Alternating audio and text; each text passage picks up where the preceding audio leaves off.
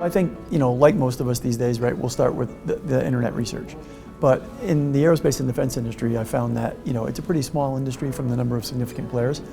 So what I'll do sometimes, if I don't feel like I have a true understanding of who the company is and what they're about, via internet search, whatever, I'll try to reach out maybe to some colleagues in my company or maybe even colleagues in the industry who may or may not know them.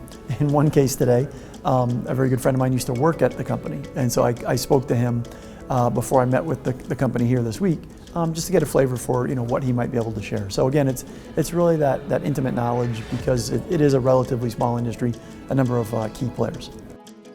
Well, I just think it's more important. It makes the conversation that much more valuable, right? It's like preparing for anything, right? That preparation makes the actual encounter much more valuable, much more rich. Otherwise, you're coming into a meeting and you're trying to understand what is it that they exactly do, and you waste valuable time. Rather than finding out how you can work together, you're trying to find out what they do. And so that's how I utilize the information. I come in, hopefully with an understanding of what that engagement might look like. Certainly willing to understand more what they're seeing from their perspective, but otherwise I'm learning about the company when I could have done that from home, right?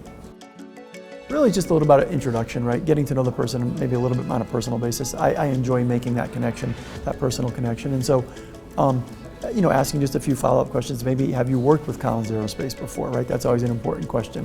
What is your growth focus, right? What part of the aerospace and defense industry are you focused on? And so just maybe some introductory questions, maybe some information I haven't been able to find out previously, is a great way to break the ice and get started.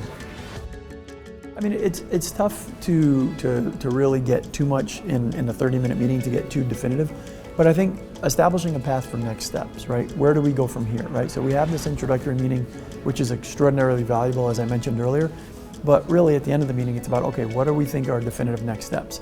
Now, obviously, we're a long way from doing anything, definitive or contractual, but having a couple of ideas to how do we continue to develop the relationship, how do we continue to share information, that's very important coming out of an initial 30-minute session.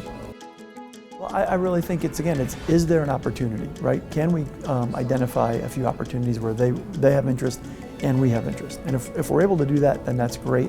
Again, this now serves as the foundation for hopefully a growing relationship.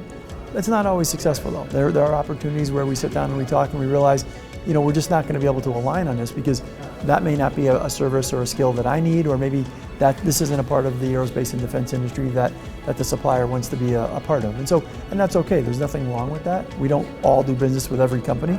But again, if we can find that opportunity or a few opportunities, then we've got a foundation, right? Then we've got something to follow on with.